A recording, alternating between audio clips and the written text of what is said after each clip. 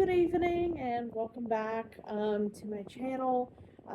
Tonight we are going to be reading Genesis 8. We're continuing with the account of the flood. We're right on the tail end. Where we left off yesterday was on the account of the flood covering the earth. Noah finishing building the ark.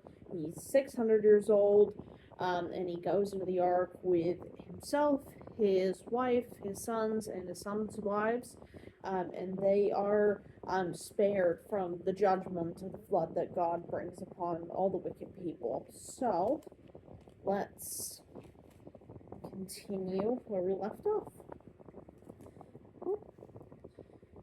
But God remembered Noah and all the wild animals and livestock with him in the boat. He sent a wind to blow across the earth, and the flood waters began to recede. The underground water stopped flowing, and the torrential rains from the sky were stopped. So the flood waters gradually receded from the earth. After 150 days, exactly 5 months from the time the flood began, the boat came to rest on the mountains of Ararat. 2.5 months later, as the waters continued to go down, other mountain peaks became visible. After another 40 days, Noah opened the window he had made in the boat and released a raven. The bird flew back and forth until the floodwaters on the earth had dried up. He also released a dove to see if the water had receded and it could find dry ground. But the dove could find no place to land because the water still covered the ground. So it returned to the boat, and Noah held out his hand and drew the dove back inside. After waiting another 7 days, Noah released the dove again. This time, the dove returned to him in the evening with a fresh olive leaf in its beak. Then Noah knew that the floodwaters were almost gone. He waited another 7 days and then released the dove again. This time, it did not come back. Noah was now 601 years old. On the first day of the new year, 10.5 months after the flood began, the floodwaters had almost dried up from the earth. Noah lifted back the covering of the boat and saw that the surface of the ground was drying. 2 more months went by, and at last the earth was dry. Then God said to Noah, "Leave the boat, all of you and your wife and your sons and their wives. Release all the animals, the birds, the livestock, and the small animals that scurry along the ground, so they can be fruitful and multiply throughout the earth." So Noah, his wife, and his sons and their wives left the boat, and all of the large and small animals and birds came out of the boat, pair by pair. Then Noah built an altar to the Lord, and there he sacrificed as burnt offerings the animals and birds that had been approved for that purpose.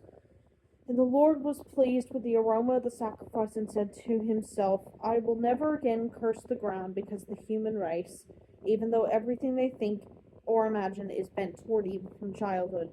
I will never again destroy all living things. As long as the earth remains, there will be planting and harvest, cold and heat, summer and winter, day and night."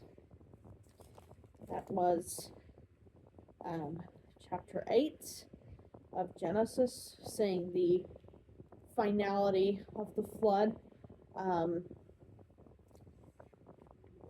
And tomorrow I will be reading the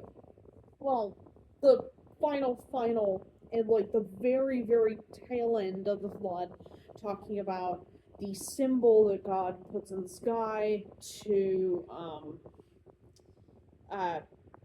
signify that he's not going to flood the earth again, which is the rainbow.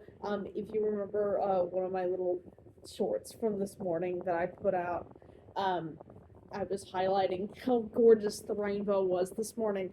And in fact, I saw not one, not two, but 3 rainbows today, which was, it's a rare sight, but it does happen quite a bit in winter, here in Australia, just because just so much rain and stuff.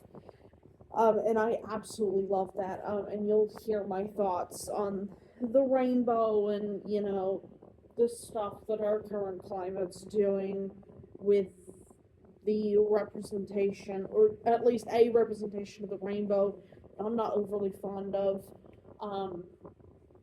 and just my thoughts on the rainbow in general and its significance to the Bible story, um, and the use of like metaphors and symbols. This was actually kind of a short video. But just before I close off, for the night, as always, please give a like, please give a subscribe. It'll help the algorithm recommend my videos better. And also, if you have any prayer requests, please drop them in the comments. I'll take them under my wing and pray for you. Also, if you've got any questions about the Bible, again, full disclosure, I'm not a Bible scholar, but I will do my best to answer them with the knowledge of theology and the life experience in the faith that I do have. But yeah, that's me. Have a good night.